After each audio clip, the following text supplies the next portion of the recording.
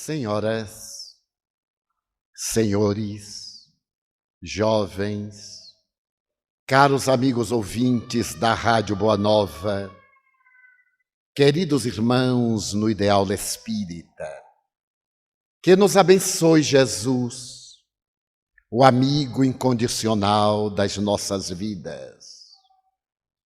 E o milênio chegou, o novo milênio, desenhado com tintas negras e proposto com perspectivas de tragédias. Ele chegou suavemente, trazendo-nos o legado das admiráveis conquistas da ciência e da tecnologia.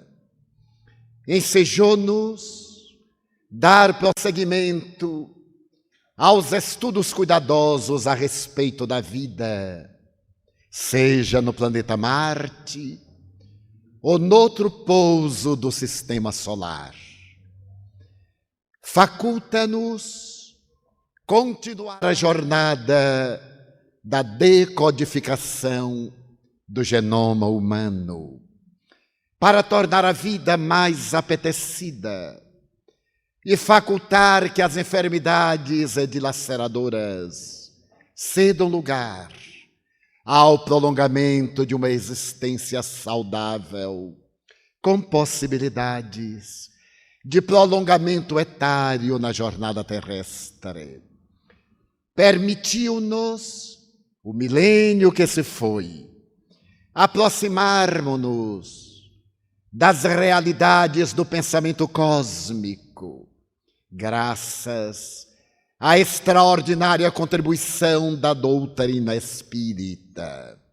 E na atualidade, este milênio ainda tem como herança que veio de ontem a admirável contribuição dos vários campos da ciência, transformando desertos em jardins, em pomares, recolhendo da intimidade das águas oceânicas possibilidades de dar prolongamento à nutrição humana, diminuindo na terra o terrível fantasma da fome. Mas é inegável que também recebeu a herança da violência, da agressividade, das enfermidades cardiovasculares, de algumas enfermidades degenerativas como o câncer,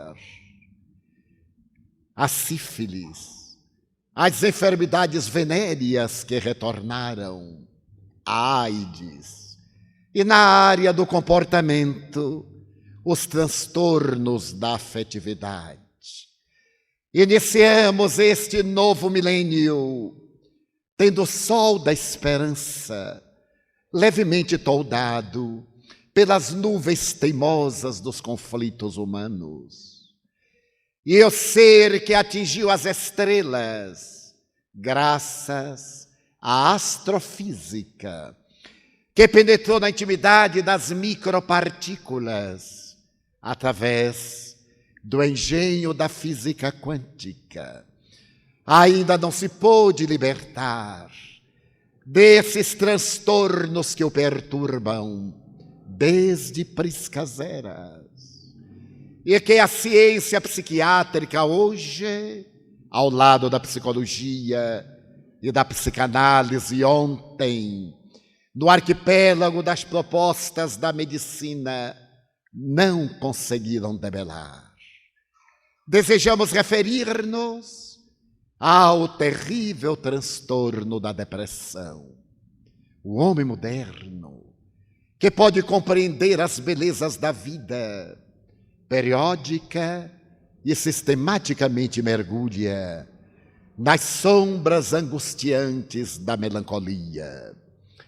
Asseveram alguns estudiosos que fatores exógenos, aqueles que dizem respeito aos eventos da vida, seriam os grandes responsáveis por esse transtorno que nos afeta praticamente a quase todos, senão a todos periodicamente em episódios de breve duração. Mas a realidade é bem outra, até onde a nossa mente pode viajar retrospectivamente nas páginas da história. Vamos encontrar esse padecimento em personagens de grande coturno, ou na criatura humana simples, em reis e em vassalos, em príncipes e em mendigos, em apóstolos do pensamento e no poviléu.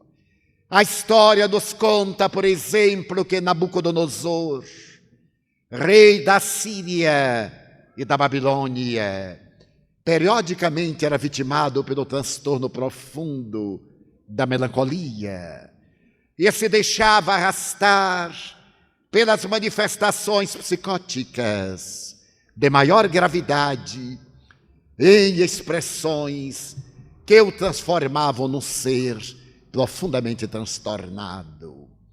Se mergulharmos nas páginas do Vedanta, encontraremos Krishna dialogando com seu discípulo Arjuna e falando a respeito dessa tristeza que periodicamente toma as paisagens da alma humana e leva a criatura pelos becos sombrios do desencanto e do suicídio. A doutrina budista, através do príncipe Sakyamuni, oferece-nos a opção do caminho do meio para podermos fugir dos extremos e, de alguma forma, nos libertarmos dessas paisagens lúgubres nas quais o sol da esperança raramente brilha.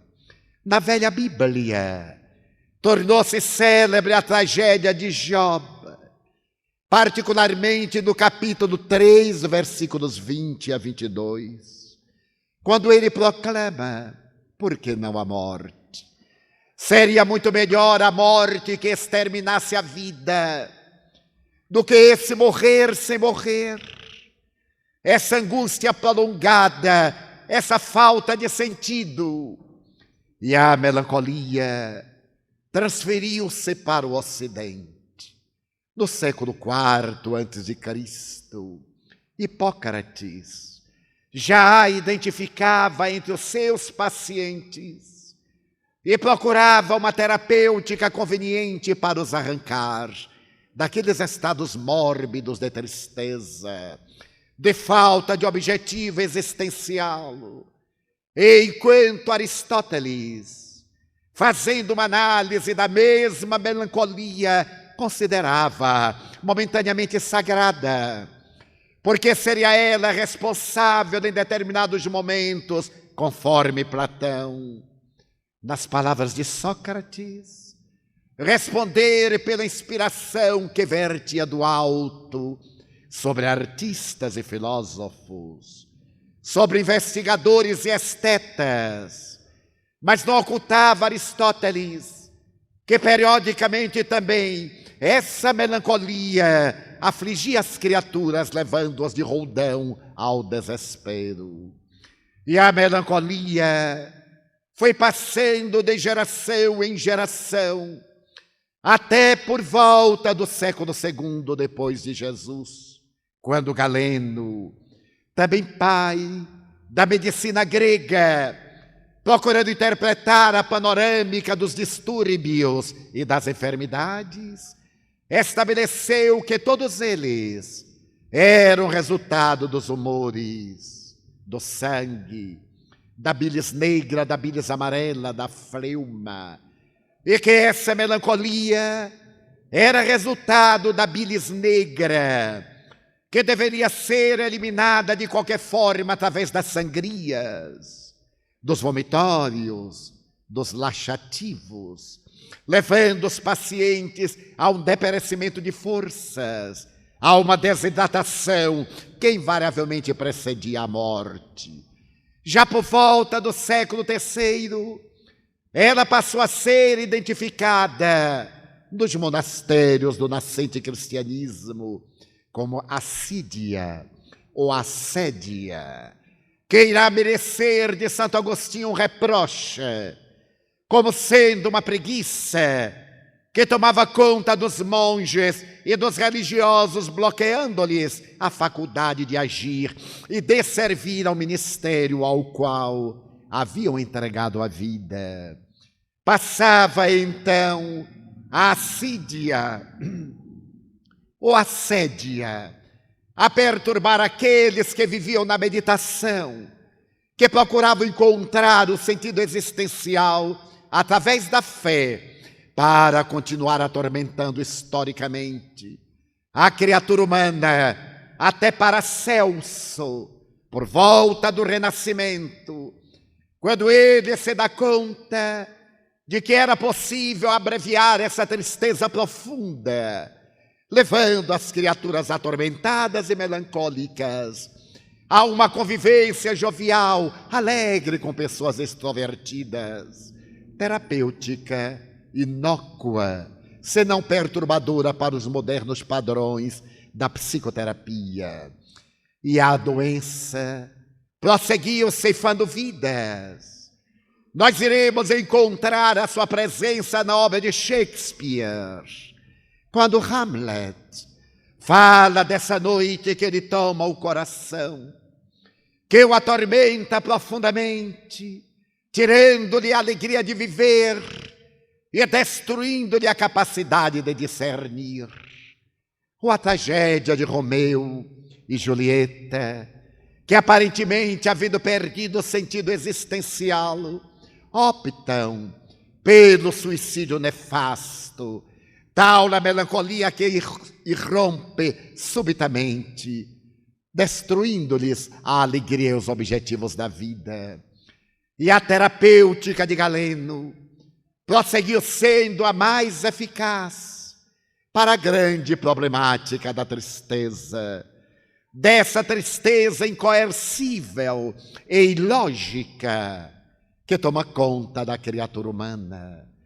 No século XVII e meio, Benjamin Rask, considerado o pai da psiquiatria americana, detecta os vasos cerebrais e acredita que eles seriam responsáveis, já não mais a alma angustiada, não mais uma disfunção hepática, mas sim a realidade desses vasos cerebrais que responderiam pela problemática da melancolia, porque até então o cérebro era menos considerado. Não se sabia exatamente qual era a sua função. A partir desse momento e da cerebrologia, as realidades da criatura humana são transferidas dos órgãos chamados inferiores para a área nobre da cabeça. E a proposta de Benjamin Raskin ainda está centrada na terapêutica de Galeno.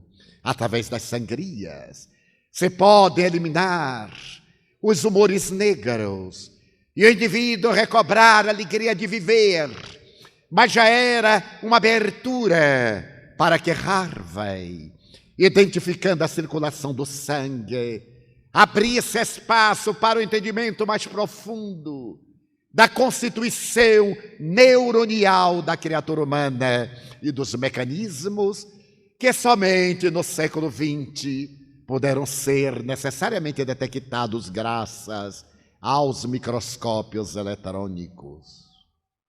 A melancolia permaneceu como sendo fator de desagregação da vida, algumas vezes confundida com a hipocondria, mas já agora, no século XIX, deixava de ser apenas um transtorno melancólico para ser considerada tecnicamente como depressão. A palavra aparece pela primeira vez nos dicionários ingleses a partir da segunda metade do século XVIII. E a depressão passou a merecer maiores cuidados quando estudiosos penetraram-lhe a sonda na realidade profunda e identificaram que havia dois fatores essenciais que desencadeavam esse transtorno da afetividade. um de natureza genética, a hereditariedade, portanto de ordem endógena, e outro de natureza exógena, os chamados elementos de vida, os fatores ocasionais, aqueles fatores psicossociais, socioeconômicos, socio-religiosos, que invariavelmente levam o indivíduo a esse transtorno de profundidade. Foi a partir do começo do século XX que Emílio Kraepelin, o notável psiquiatra alemão, estudando a depressão, percebeu que ela se apresentava sob dois aspectos.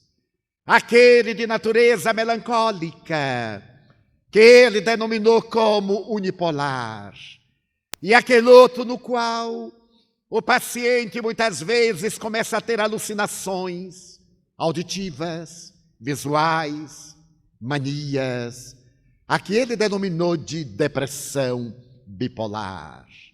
Abriu espaço para o estudo mais profundo desse comportamento, graças à contribuição de Sigmund Freud, em sua moderna psicanálise, que havia detectado como dos fatores desencadeantes desse sofrimento a perda. E numa obra extraordinária, quando ele fala a respeito do luto, essa perda que a morte proporciona arrebatando pessoas queridas, ou a perda de objetos, do emprego, da segurança social, da economia, como responsável por esse transtorno de profundidade que levava o indivíduo invariavelmente a uma manifestação psicótica e, consequentemente, ao suicídio. Leon Tolstói, ele próprio, experimentou antes da sua conversão ao cristianismo um momento unipolar de depressão tão profunda que escreveu seu célebre Anna Karenina, no qual a personagem principal opta pelo suicídio terrível. O mesmo tendo acontecido com Goethe, ao escrever a vida do seu Werther, o jovem que foi vítima de vários transtornos e a perda da afetividade da mulher amada, optando pela fuga terrível do suicídio, que irrompeu na Alemanha, na Inglaterra, na Europa Central, como uma onda avassaladora que arrebatou jovens frustrados, levando-os ao autocídio e exigindo que as autoridades proibissem momentaneamente a divulgação da obra depressiva, que retratava um estado de angústia do incomparável Goethe. Mas a partir do século XX, à medida que o cérebro passou a ser decodificado e foram descobertos os neurônios e os hormônios que produzem, a depressão passou a receber um tratamento mais compatível com as conquistas profundas do conhecimento científico. E se estabeleceu que, em realidade, ela podia ser apresentada assim, sob dois aspectos: o de natureza genética e o de natureza dos eventos da vida. A criatura tem na sua constituição morfológica um par de genes, herança de seu pai, e um par de genes, herança de sua mãe. Eles têm a tarefa de programar a vida, de estabelecer o equilíbrio das células, de ser responsável mesmo pela sua multiplicação, pela sua vitalidade. Mas, se por acaso um deles traz uma deficiência, o que equivale dizer se um daqueles ancestrais, seu pai ou sua mãe, foi vítima de um transtorno depressivo, o indivíduo tem 40% de probabilidades de apresentar também um transtorno na área da afetividade no momento próprio. Mas se ambos os parceiros são portadores do transtorno depressivo, esse indivíduo herdará 70% de possibilidades, quase uma fatalidade, para ser vítima da depressão, que será desencadeada por fatores de natureza externa, uma contrariedade, uma frustração, uma perda, levando a esse declínio, a essa viagem profunda para o país do escurecimento, da falta de interesse e da ausência de significado. Mas, concomitantemente, a partir dos anos 50 do século passado, graças ao advento dos neurotransmissores, o seu conhecimento profundo, e dos medicamentos que vão agir como fármacos nessas comunicações eletroquímicas interneuroniais, a depressão deixou de ser aquele fantasma do outrora para receber uma terapêutica mais conveniente e compatível com a sua própria urgência no meio da criatura humana. Foi já no último quartel do século XX que se pôde identificar que esses neurônios produzem aproximadamente 65 moléculas de peptídeos, que são responsáveis pelo nosso equilíbrio psicofísico, nosso equilíbrio emocional. São eles que, de alguma forma, ditam as regras da nossa conduta, da nossa ação, da nossa vida, podendo se destacar entre eles alguns de valor muito profundo, que seriam responsáveis, quando escassos, por essa amarga situação depressiva, levando o indivíduo a um estado de desencanto total e de desarmonia pela vida. Concomitantemente, ao serem detectados esses neuropeptídeos que permanecem na capa exterior do neurônio, foi possível também elaborarem-se produtos que podiam ajudar a neurotransmissão, dando a ideia de pertencerem à mesma classe e naturalmente enganarem o metabolismo cerebral, como o Prozac, o lítio e outras substâncias, fazendo que o cérebro decodificasse de maneira saudável e restabelecesse o equilíbrio do indivíduo para que ele pudesse recuperar a saúde. A partir daí, a depressão passou a ser vista não mais como uma enfermidade, senão como um transtorno, no qual o indivíduo, e somente ele, pode dar a colaboração mais expressiva a favor da sua própria saúde, da sua própria recuperação. E não obstante, hoje, conforme as estatísticas, em cada 10 cidadãos, 4 são portadores de depressão. Os outros não podem sorrir muito, porque ou foram depressivos ou serão, aguardando apenas a oportunidade própria. É claro que os fatores psicossociais, socioeconômicos, socio-religiosos, socioculturais contribuem largamente para que as depressões se nos instalem, enraizando-se em nosso comportamento e levando-nos a transtorno de profundidade bipolar. Mas não obstante essa contribuição valiosa da ciência, que hoje nos pode libertar dessa antiga melancolia e tornar a nossa vida relativamente saudável, arrancando-nos das várias manifestações desses distúrbios, como a depressão pré-parto, a depressão pós-parto, a depressão sazonal, a depressão infanto-juvenil e outras tantas expressões distímicas do nosso comportamento. Infelizmente, a ciência nas suas bases atuais, exceto a psicologia transpessoal, não pôde localizar a causa profunda do transtorno depressivo. A realidade é que seus neurônios produzem essas moléculas de neuropeptídeos deficitárias.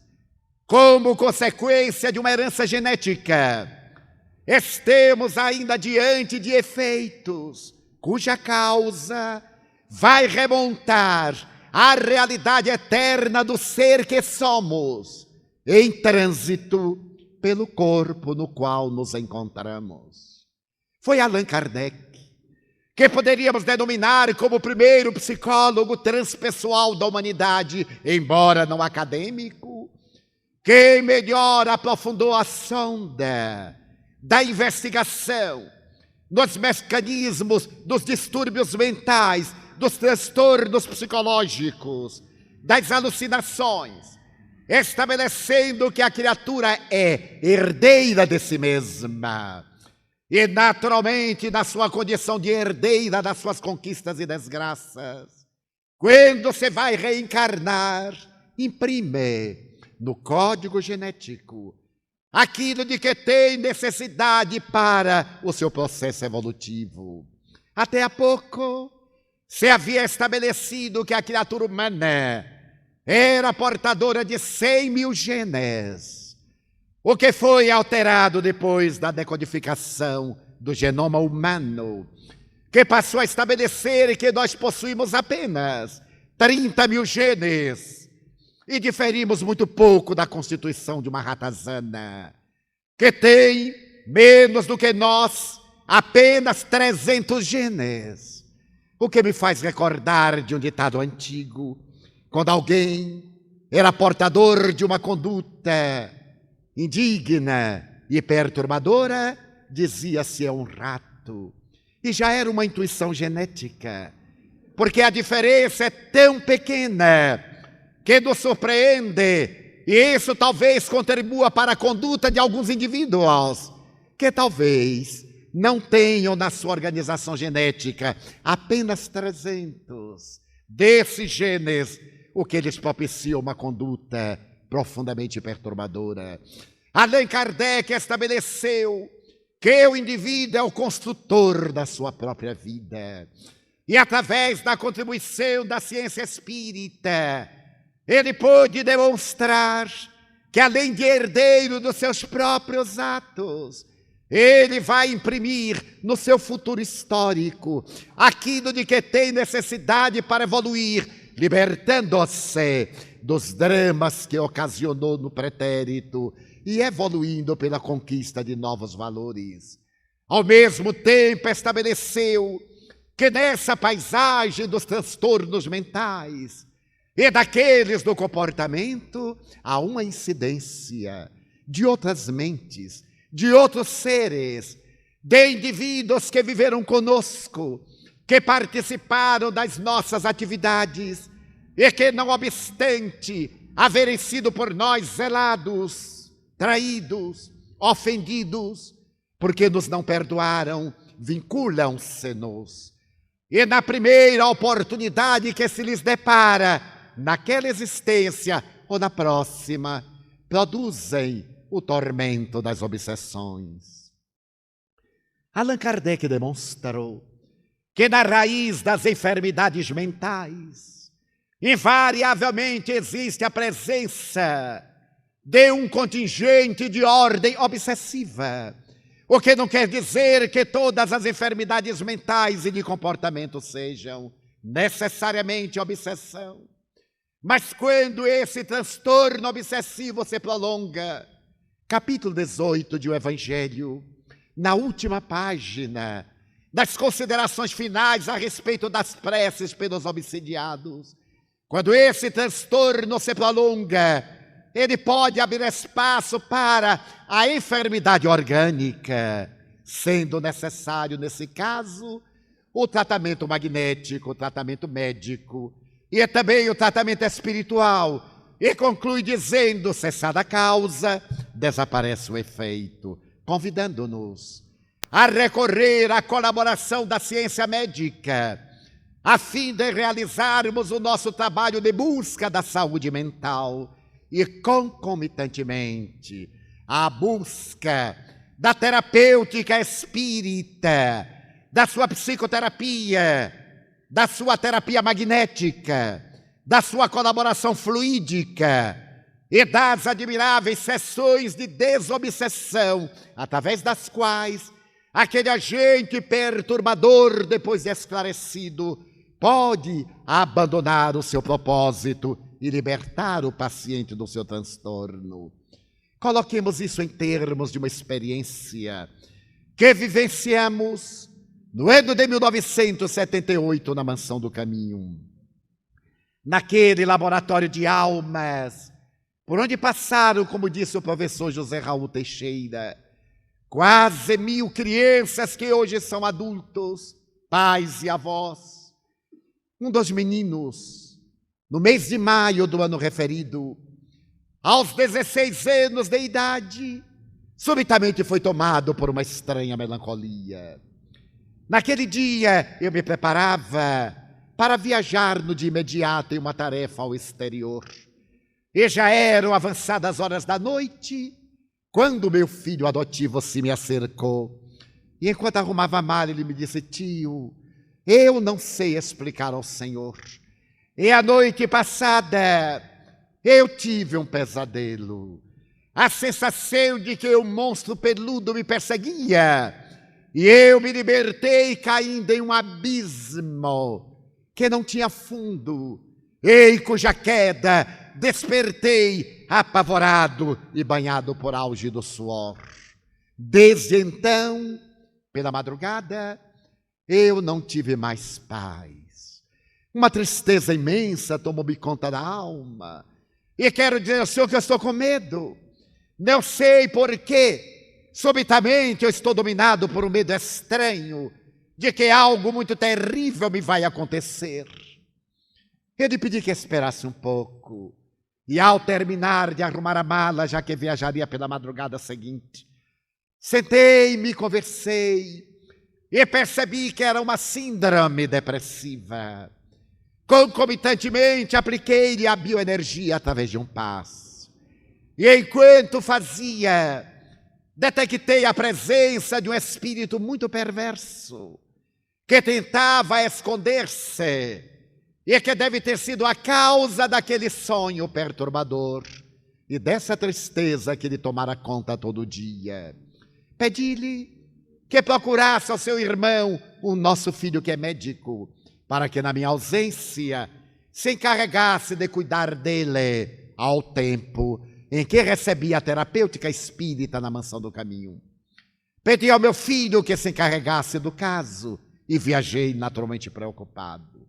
Uma semana após, da cidade de Roma, telefonei para ter notícias da instituição e soube que o meu filho estava internado na clínica psiquiátrica do Hospital das Clínicas, porque a sua depressão se fez tão violenta que ele mergulhou de imediato no estágio bipolar, começou a ter manias e a tentar suicidar-se, desejando buscar um lugar muito alto para precipitar-se na direção do abismo. Mas estava sob controle psiquiátrico, com a terapêutica da época, 1978.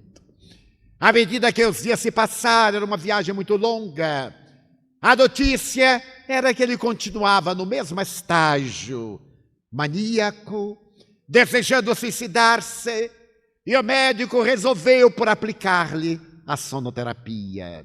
Quando retornei, ele continuava ainda no estágio de adormecimento, com a carinhosa assistência do seu irmão e do especialista. Era dia de reunião mediúnica de nossa casa.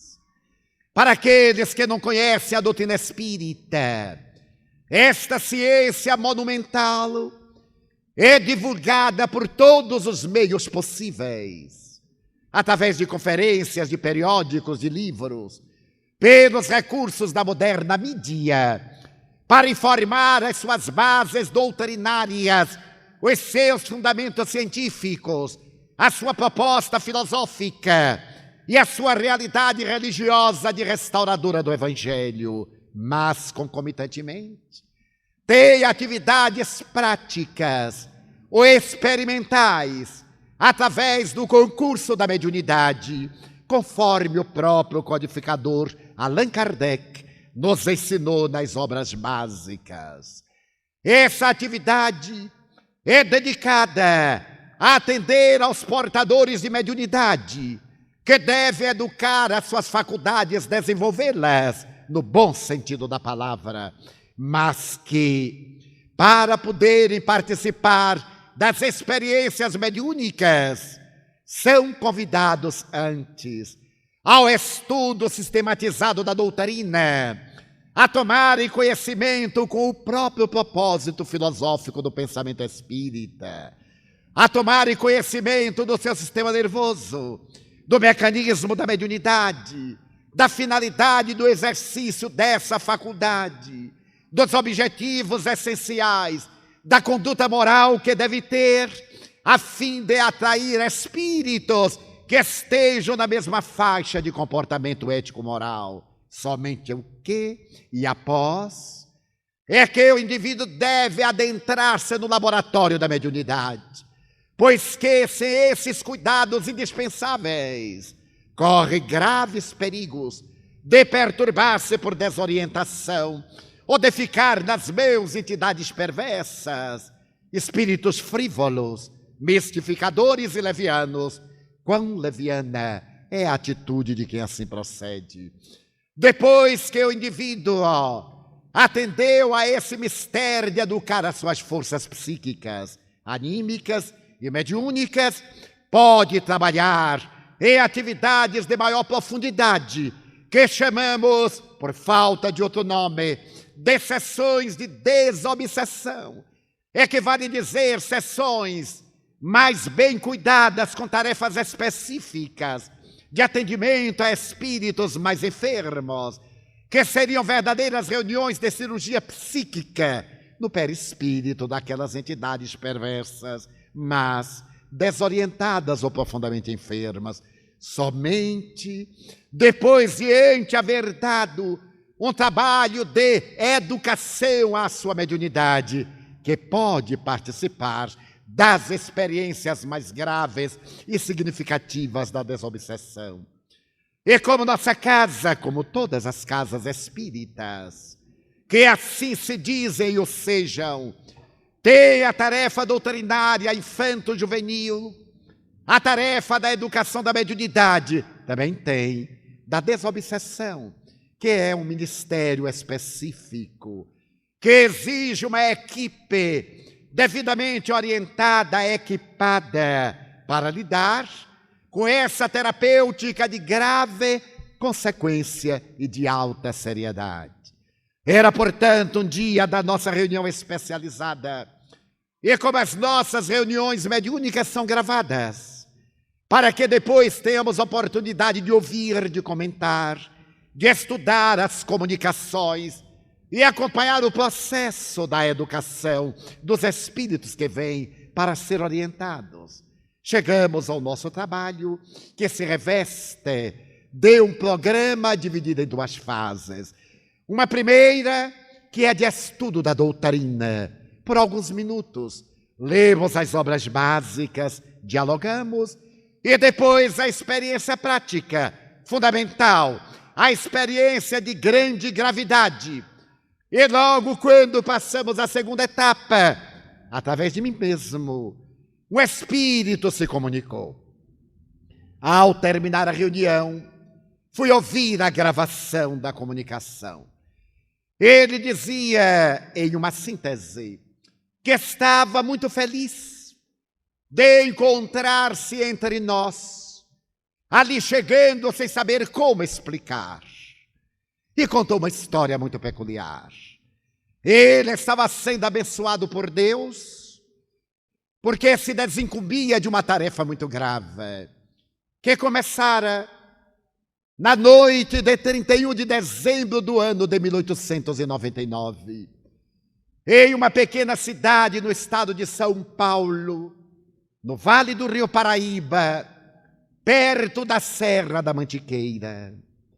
Ali, ele era um abastado agricultor, Mas era um homem de temperamento especial, severo, exigente, talvez mesquinho. Era casado e pai de um filho adolescente. Nessa noite, ele não saberia dizer por quê, mas encontrava-se demasiadamente cansado. E buscara o leito antes da celebração da mudança de um para o outro ano. Pediu à esposa que lhe desse um chá calmante para poder relaxar. E ela deu-lhe. Porém, mais tarde, ele despertou do estado de grande angústia.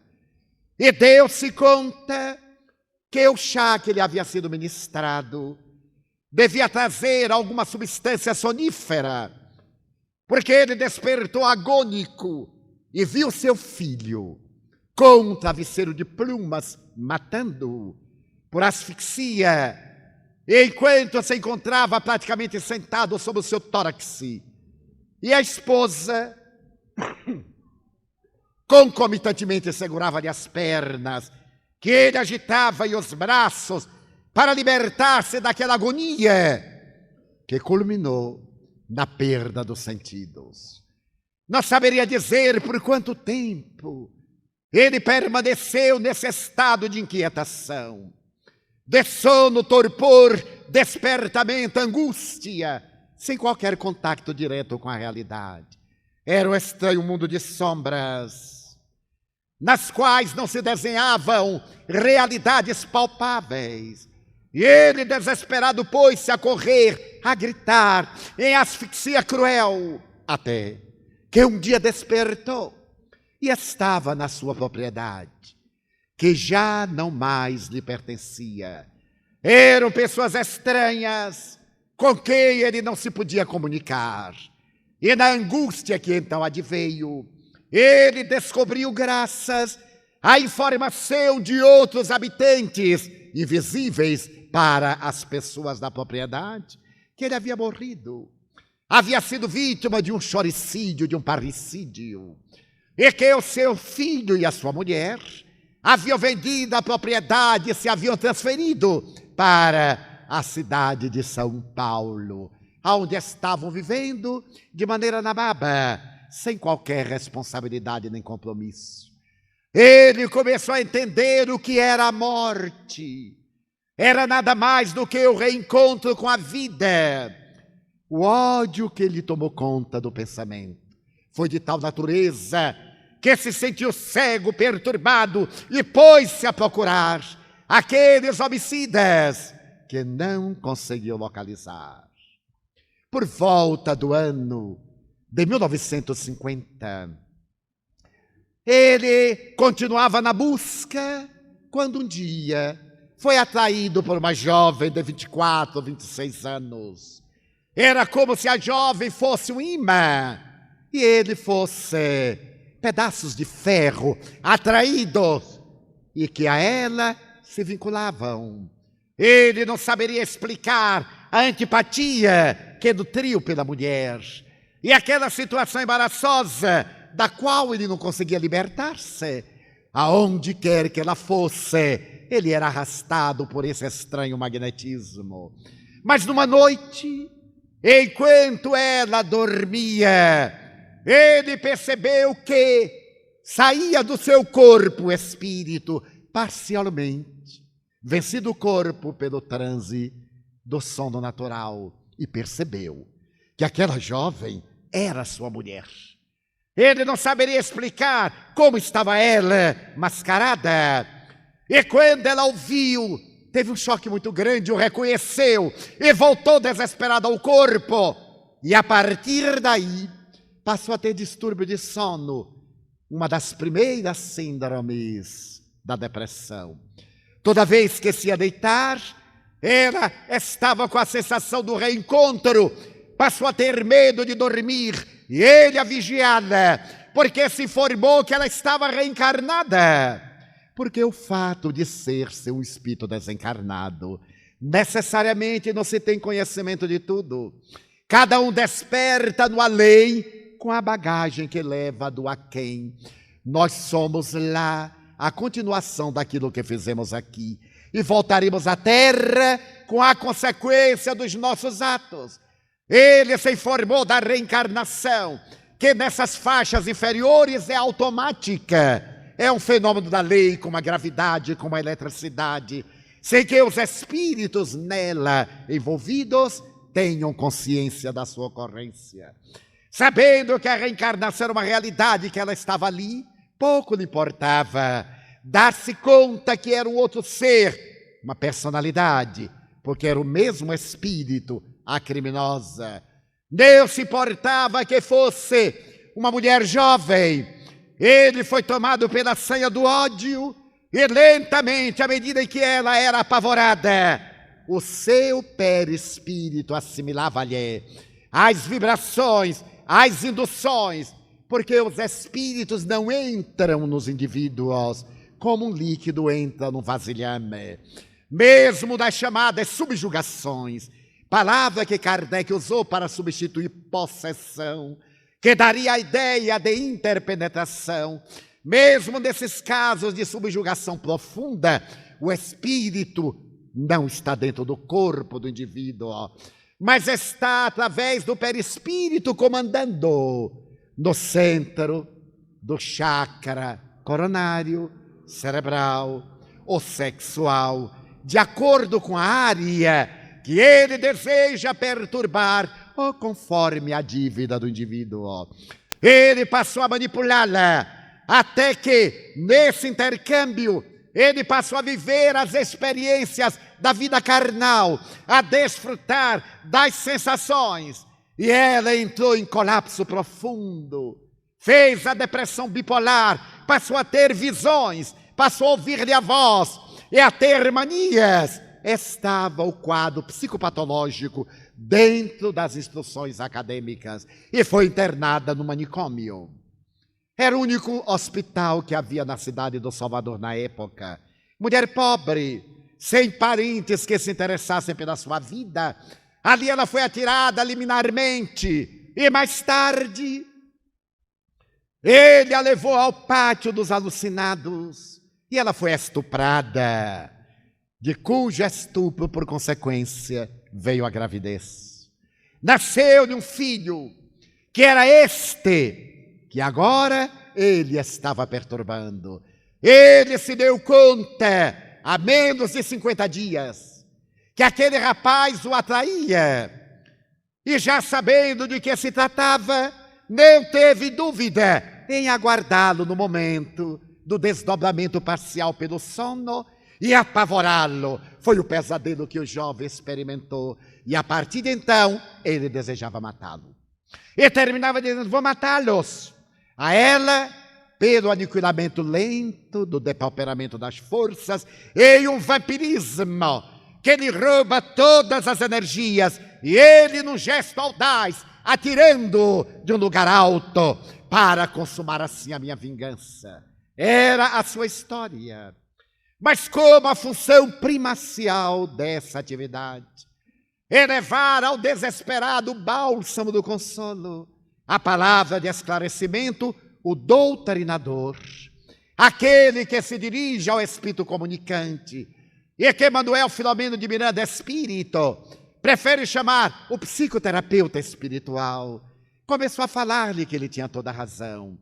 Mas já se haviam passado 78 anos e ele continuava tão infeliz como nos dias que sucederam a tragédia. Estava chegando a hora de ele ser feliz. E ele disse: como serei feliz? Perguntou. Abandonando-os, dando-nos o direito de ele se recuperar e ir à sua vida e você também buscar a sua felicidade. Ele sorriu sarcástico. Você crê que eu os abandonarei? Em realidade, você não está interessado na minha felicidade, mas na dele, desse rapaz que aqui mora. E o psicoterapeuta lhe disse: não, para nós é indiferente quem fique bom. Para nós espíritas, a proposta não é dar a saúde à criatura orgânica, mas é tornar feliz tanto o algoz, que é a antiga vítima, como a vítima que foi o antigo algoz. Nós estamos interessados na sua felicidade. Esse rapaz, nós não sabemos como veio morar na mansão do caminho. Ele aqui está, foi nos entregue por alguém. O nosso interesse, claro, é de paternidade, mas nos interessamos também pela sua felicidade. E lhe fazemos um desafio. Fique uma semana em nossa casa. Observe o que fazemos. Esta é a casa de Jesus, que ajuda as criaturas, a qualquer indivíduo que chegue à porta. Dê-nos a alegria de nos acompanhar por poucos dias e dê-nos a felicidade de acompanhar-lhe a trajetória de recuperação. E falou-lhe com ternura, sem a discussão inócua do exibicionismo de palavras com que muitos pretendem doutrinar os espíritos. Fez-lhe a terapia. Podemos imaginar a sua dor e talvez no seu lugar fizéssemos a mesma coisa. Não somos diferentes de você, mas você já deve estar cansado. Até lhe dizemos, você mata a sua antiga esposa, mata o seu filho, e daí? Não há morte. Eles agora se tornam suas vítimas. Quando iremos acabar com este sistema de vingança, de tragédia? Não acha que você pode interromper essa roda viva? Interrompa em favor da sua felicidade. E ademais, há um fator com o qual você não está contando. A providência divina. Você aqui está conosco e não sabe como veio, pois nós lhe diremos. Veio trazido. Pessoas amigas do mundo espiritual que o amam, que nos amam, trouxeram-nos para esse diálogo. Medite. Ele comoveu-se. Não era mau, estava doente pelo ódio. Pois eu continuarei visitando o manicômio e o hospital, e ficarei aqui, e depois virei dar a minha resposta. Nós ouvimos a gravação e nos comovemos profundamente. A lei de causa e efeito, a justiça que tarda, mas não falta. Na próxima reunião, ele de volta, sensivelmente modificado. Meditei. Eu vi que, em verdade, esta casa, é a casa do amor. Deus se escolhe a quem ajudar. Entreteceu as suas considerações e disse muito bem, eu vou abandoná-los, mas não me peça para os perdoar. Não consigo perdoá-los, nem desculpá-los. Vou viver agora a minha vida, eu tenho direito de ser feliz. E Deus que cuide deles e que cobre a minha cota. O doutrinador terapeuta lhe disse, não há dúvida, ninguém foge da consciência. Eles resgatarão através de tantos fenômenos as dores morais, as dores emocionais, os infortúnios de toda a natureza. Não nos cabe ser juízes em causa própria. Comoveu, ele despediu-se. E no dia seguinte, às 9 horas da manhã, eu recebi um telefonema do Serviço Social do Hospital das Clínicas. A funcionária dizia, senhor Divaldo, venha ver seu rapaz. Ele está insuportável. Ele despertou, embora sob uma alta dose de medicamento. A sonoterapia continuava, mas ele despertou a partir das 5 da manhã e está desesperado, deseja ir-se. Está delirando porque não sabe o que aconteceu. Eu fui vê-lo. E a primeira pergunta que ele me fez foi essa, mas tio, o que é que eu estou fazendo aqui amarrado nesta cama? Eu lhe disse, lembra-se que você me havia dito da tristeza? Pois muito bem, meu filho. Você fez um quadro depressivo, profundo, psicótico e está sob medicação. Mas tio, eu estou melhor. É que o monstro não me deixava. Eu não me lembro de nada, somente que eu estava correndo, e a coerência de pular, livrar-me desse monstro peludo horrível. Quero ir para a mansão do caminho. Você vai, meu filho. O quadro agora está melhor. Vamos aguardar o psiquiatra. Quando chegou o psiquiatra, um notável estudioso, era catedrático da nossa universidade. Ele pediu permissão para que desse alta ao meu rapaz. E ele continuaria fazendo o tratamento ambulatorial e desejavam se tirar do hospital. O psiquiatra de formação materialista, um homem profundo conhecedor da psique humana, Me diz, mas senhor Divaldo, o caso dele é muito grave. E se não tivermos muito cuidado, ele se suicidará. É um psicótico maníaco depressivo. Eu desreconheço, doutor, mas eu assumo a responsabilidade. Ele é de menor, eu sou responsável perante as leis, eu tenho documento, ele mora em nossa casa. Nós temos um filho médico, naturalmente ele continuará fazendo tratamento psiquiátrico e nós vamos cuidar de dar-lhe assistência moral, social, etc. Ele diz, mas ele vai matar-se. Eu digo, não vai, doutor. Por que o senhor tem tanta certeza? E eu digo, meu Deus, agora quem vai ficar internado sou eu. Mas eu vou dizer, porque eu sou espírita, ele também é espírita. Está conosco desde os 3 dias de vida. E nós acreditamos que num quadro desse, a interferência de obsessão do mundo espiritual. Digamos que ele teve um fenômeno obsessivo que se pode converter numa depressão bipolar por transtorno cerebral. O médico me olhou assustado e me disse, mas senhor Divaldo, e me perguntou, o senhor acredita nisso? Eu digo, acredito, doutor. Mas não existem espíritos, senhor Divaldo. Eu disse, aí o doutor extrapolou. Que o senhor me diga que não crê, eu aceito perfeitamente. Mas que me afirme que eles não existem, o senhor não tem autoridade, me desculpe. Porque eu estudo essa questão, naquela época, há 21 anos, há 31 anos. É natural que eu tenha conhecimento, e o doutor, por certo, nunca leu um livro. Ah, mas todos sabem, eu digo errado. Porque todos acham que os psicopatas não ficam bons nunca. E a tese é falsa, é medieval. Nessa área, eu lhe peço o favor de me respeitar. Como eu respeito o senhor na sua área. Ele vai sair e nós vamos cuidar. Porque, eu disse, agora ele vai ter um choque maior. O espírito obsessor que o levou ao transtorno dialogou conosco e disse que ia deixá-lo em paz. Ele me olhou, disse, senhor Divaldo, o senhor está bem? Eu disse, muito bem. Tão bem que desde que o espírito prometeu deslocar-se às 22 horas de ontem, às 5 da manhã de hoje ele despertou e está ótimo. Ah, ele está agitado porque quer ir para casa. Ele está aqui no hospital há mais de 40 dias. É natural, o hospital não é um hotel. E até hotel, de vez em quando, a gente gosta de voltar para casa. Ele disse, mas senhor Divaldo, eu não vou assinar. Eu digo, vai sim, senhor. Porque eu sou responsável por ele. Eu vou ao juiz de menores agora. E lhe peço licença para não criarmos uma situação desagradável. Porque eu sou responsável legal.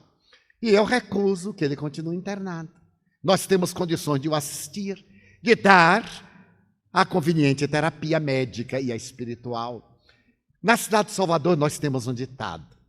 Ele me olhou e disse, senhor Divaldo, eu não darei mais do que 10 dias para ele suicidar-se. Eu disse, se ele não se suicidar, eu rasgo meu diploma e como. Eu disse, não esqueça de colocar alfafa, porque ele não vai suicidar. E eu virei aqui trazer-lhe o convite de casamento dele ou de formatura na universidade. Sorrimos ambos, é claro. Abraçamo-nos. Com esse sorriso você me paga. Mas sorrindo jovialmente. Retirei o meu filho, levei.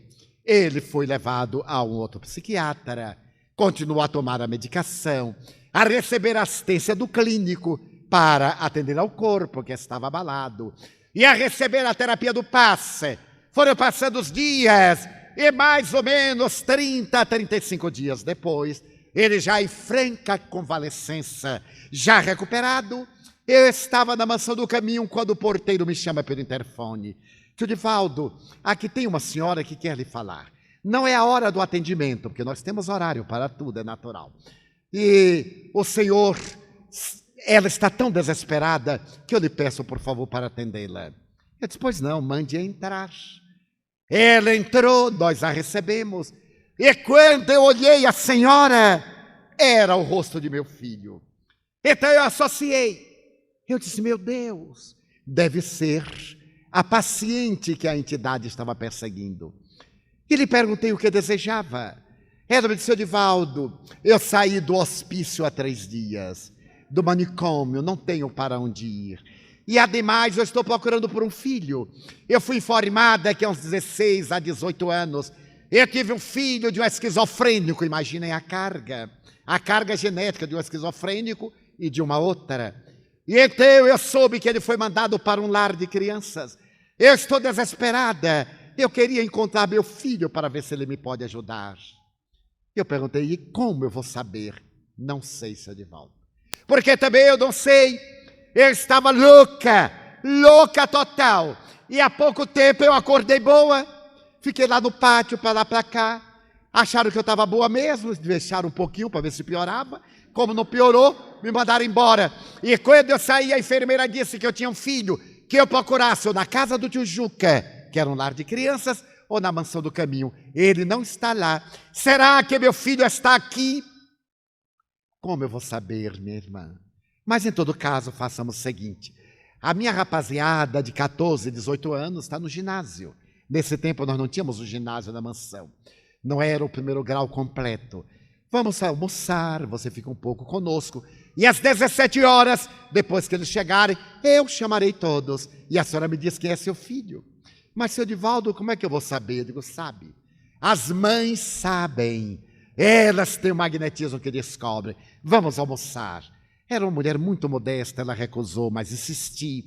Levei-a quase à força e pedi-lhe que repousasse até às 16h30, 17 horas. E me lembrei que aquele menino havia me sido entregue por uma colega no instituto em que eu trabalhava. Deus me deu a honra nesta encarnação de haver sido funcionário público. Uma verdadeira felicidade. Eu trabalhei no IPASE, um instituto de previdência que hoje é amado por todos os brasileiros das 4 letrinhas INSS. Quem é que não ama? Pois eu fui de lá. Então a colega me pediu para ficar com uma criança que nascera no manicômio e eles não sabiam o que fazer. Então deu-me, ela dizia que a mulher deveria morrer, ela estava muito debilitada. Tomamos as providências legais junto ao juizado de menores, internamos a criança, minha colega viajou, desapareceu e nunca soubemos. Aí estava agora a genitora. Fiquemos numa expectativa feliz. Oremos. E às 17 horas eu chamei os 18, entre 14 e 18 anos. Fiz um semicírculo, coloquei o ex-paciente na extremidade direita. Chamei a senhora e disse, aqui estão os maiores da mansão do caminho. Diga-me qual é seu filho. Mas, seu Edivaldo, eu não sei. Eu digo, vai descobrir. Ela olhou para o primeiro e eu sorri, porque ela balançou a cabeça negativamente. Lembrando-me dos filmes, quando se vai examinar o criminoso através daqueles espelhos falsos. Ela olhou para o segundo, me olhou, para o terceiro, e foi olhando. E meu filho olhava com avidez, com ansiedade, trêmulo, até que ela olhou para ele e me disse baixinho, eu acho que é aquele, seu Edivaldo. Eu digo, então, os outros, façam o favor de ir para casa. E o meu filho veio se acercando, no meu lado direito, e disse assim, tio Edivaldo, quem é esta mulher? Eu sonhava com essa criatura e o bicho hediondo. Eu digo, não sei, meu filho, não sei quem é. A senhora afastou-se, olhou para ele, os dois rostos, a marca genética. De repente, meu filho disse algo que nunca havia pronunciado antes. Foi tomado de um impulso, abraçou a senhora e disse-lhe, mamãe. A palavra, com a carga de emoção, fez-nos estremecer. Choraram, eu também. Passamos a viver aquela emotividade. Ela disse, Edivaldo, é este? Este é meu filho, não é? Eu digo, deve ser. Tudo indica que sim. Agora conversem. Faz 18 anos que vocês não se veem. Tem muito o que conversar. Não me deixe a sós, disse ela. Eu disse, então sentemos e conversamos. Ele ficou segurando as mães, ele nunca havia pronunciado a palavra mamãe. Nunca. Todos somos tios. Ele se ajoelhou e ficou olhando para ela e rindo. A senhora me aparecia nos sonhos. Meu Deus. Eu disse, agora vamos passar ao momento prático. Aonde você mora? Eu estou dormindo na rua. Eu disse, então vamos arranjar um lugarzinho para a senhora aqui no bairro, perto da mansão. A senhora vai fazer um tratamento agora em nosso centro médico, vai ficar mais forte, vai trabalhar, vamos arranjar um trabalho aqui para ficar perto de seu filho. E mais, ele ficará conosco a semana e no domingo vai ficar com a senhora para lhe ajudar. Está bem? Ela não podia falar, tremia. Eu disse, é assim que Jesus quer. Ele sempre traz a ovelha ao rebanho. E assim fizemos. Conseguimos uma casinha muito modesta, fomos pintá-la, levamos os meninos maiores. Ela ficou ali na casinha, foi tratada no nosso ambulatório, colocamos-la depois no jardim de infância para auxiliar na limpeza. Ele passou a estar com ela, e quando completou 18 anos, ele me disse, tio, eu quero pedir a emancipação. Mas meu filho, você ainda está estudando, não tem trabalho seguro. Em todo caso, se é isso que você quer, eu quero ficar com mamãe. Os senhores observem os vínculos do passado. Quero estar com ela. É natural, meu filho. Vamos conseguir um trabalho, um emprego. Você me promete não abandonar os estudos. E o mais, Deus proverá. Assim aconteceu, e 6 meses depois, ele foi morar com a genitora, ela continuou trabalhando, ele também estudou. Aos 24 anos de idade, casou-se. A jovem com quem se casou aceitou jubilosamente a sogra. E posteriormente, ele se tornou pai. Quando a esposa estava em gestação, ele me disse, tio, de vez em quando aquele sonho retorna, com outro aspecto. Já não é mais o animal peludo que me persegue. Eu vejo um homem que me pede a oportunidade de receber. O senhor sabe o que é? Eu digo, não tenho ideia, meu filho.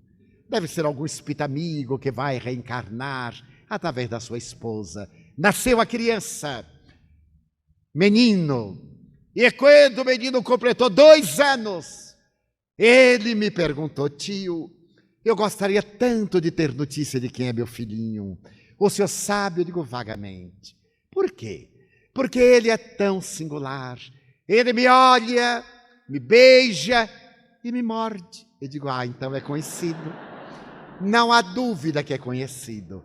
Pode ter certeza, meu filho. Neste momento, aí está encerrado o total capítulo daquela manifestação, aquele transtorno da afetividade, daquela manifestação depressiva. Eu gostaria tanto de agradecer-te, de dizer-te que amo a vida, que para mim é bela e é consentida, de dizer-te que amo ao amor.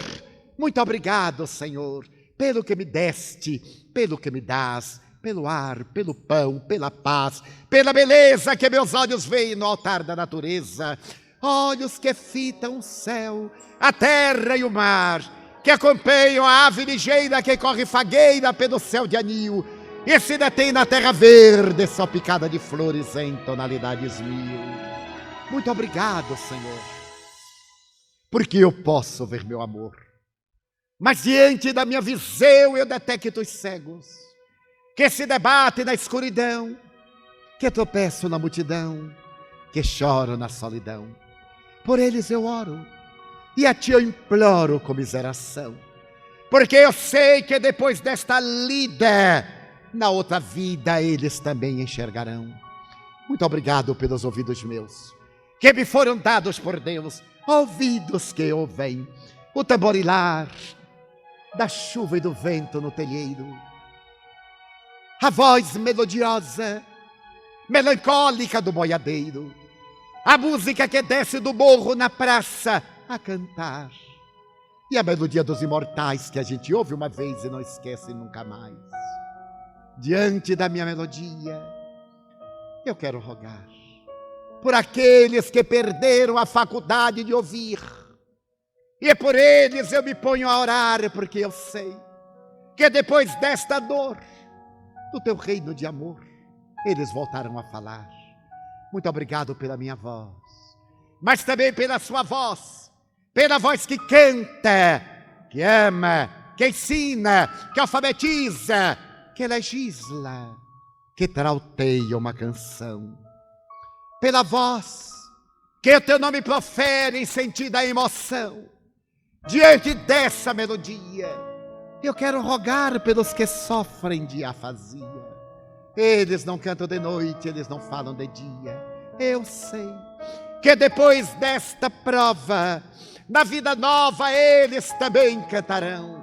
Obrigado pelas minhas mãos, pelas mãos que aram, que semeiam, que agasalham, mãos de ternura, que libertam da amargura, mãos que apertam mãos, mãos de caridade, mãos de solidariedade, pelas mãos de sinfonias, de cirurgias, de poesias, de psicografias, pelas mãos que atendem a velhice, a dor, o desamor, pelas mãos que no seio embalam o corpo de um filho alheio, sem receio, e pelos pés que me levam a andar sem reclamar. Muito obrigado, Senhor, pelo corpo que eu tenho e que me permite andar, pelo corpo perfeito, saudável, e diante dele eu olho aqueles que são marcados, paralisados, mutilados, e não se podem movimentar. Eu oro por eles, porque eu sei que depois desta expiação, na outra reencarnação, eles também bailarão. Muito obrigado por fim, pelo meu lar. É tão maravilhoso ter um lar. Não é importante se estilar em uma mansão, se é uma tapera, se está numa favela, se é um ninho, se é um gramado de dor, um bangalô, uma casa no caminho, seja lá o que for, mas que dentro dele exista a presença do amor de mãe ou de pai, de mulher ou de marido, de filho ou de irmão, a presença de um amigo, alguém que nos dê a mão, a companhia de um cão, porque é muito triste viver na solidão. Mas se eu a ninguém tiver para me amar, nem um teto para me agasalhar, nem uma cama para me deitar, de aí reclamarei e nada pedirei. Pelo contrário, cantarei: obrigado, Senhor, porque eu nasci. Muito obrigado, porque eu creio em Ti. Pelo Teu amor, obrigado, Senhor, pela Sua atenção. Muito obrigado, senhores.